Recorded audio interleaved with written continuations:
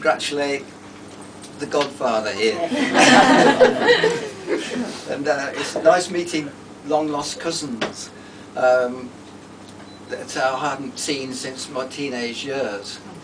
And I'd like to ask Anne Harding, if that's her maiden name, if she's still got my book.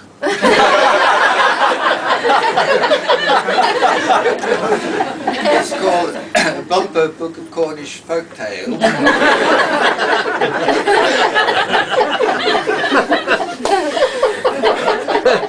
Now, I must confess that we chickened out, Maureen and I. We went to Australia for 4 weeks and left Eve and Mike the job of organising this lovely party, so I want to say sorry about that.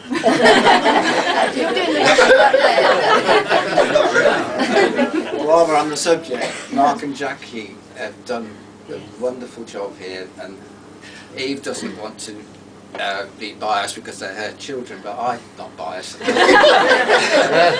think it's a great occasion, and the food and the atmosphere has been marvellous.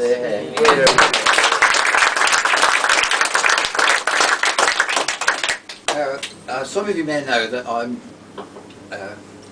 an addict for family history, and I might just go back a little way, because the Warners came from Surrey, and in Dad's book he's got them down as gentlemen farmers, but actually they were peasants.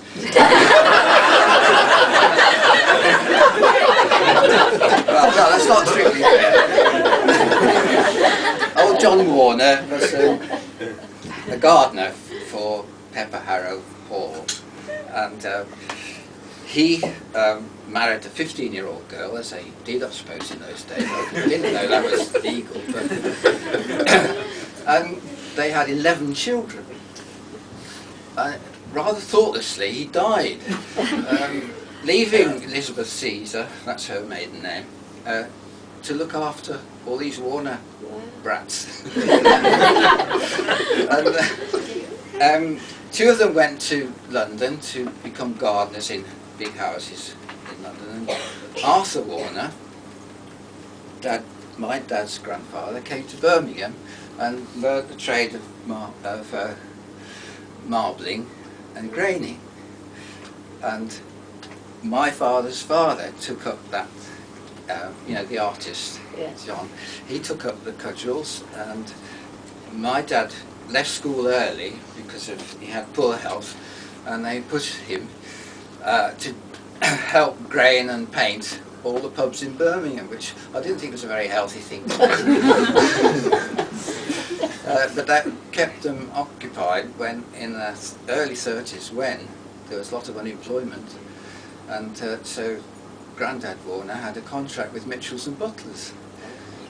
And now Dad learned that trade, but then that's not all of Dad. He's such a resourceful man, because he grew up with the development of the motorbike and the car, and his whole life was involved in fiddling about with engines. And he took his fiancée, my mum, down to the West Country in an old three-wheeler Morgan. And that friendship nearly came to an end when he was trying to teach her to drive, and she thought she could put it in reverse, which you don't do with a three-wheeler Morgan. There's no reverse gear. Anyway, they survived that, and they kept together until their golden wedding and after. I hope. No, I shouldn't be saying he, because Dad's here. It's like, you say he at a funeral, don't you? It's you. No, as Mike's already indicated, Dad was very, very capable chap, and this is the way we value him. And he was a completely stable influence in our lives. I don't remember Mum and Dad ever quarrelling in front of us. I don't remember a swear word. Imagine that in the building trade. Only once, when I was in the front seat of Dad's Morris 10, and somebody cut in front, and I went smack into the dashboard, and then I had a few words. It's only time. But neither did he hit us or Mum. And in fact,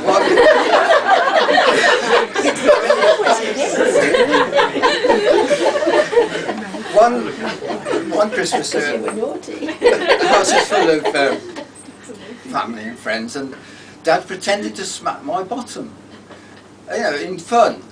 I was desperately upset. I thought it was for real. But having said that, we lived dangerous lives in those days.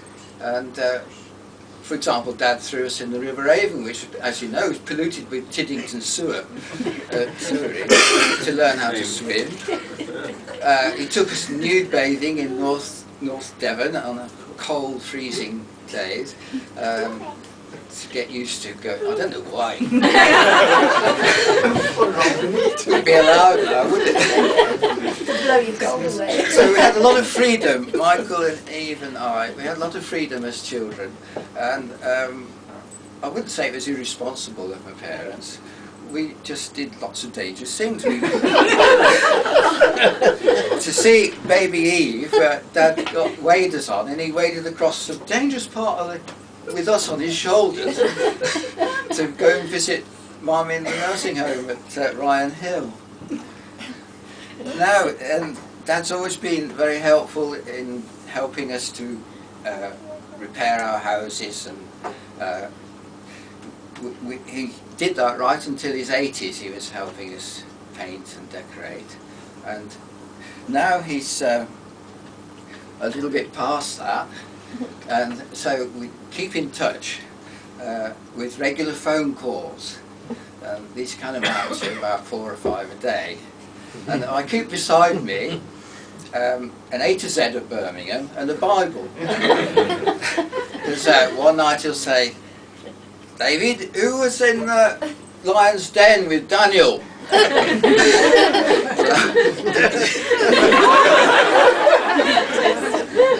What's the name of the street that runs through King's Heath? Oh, that's easy because it's the High Street.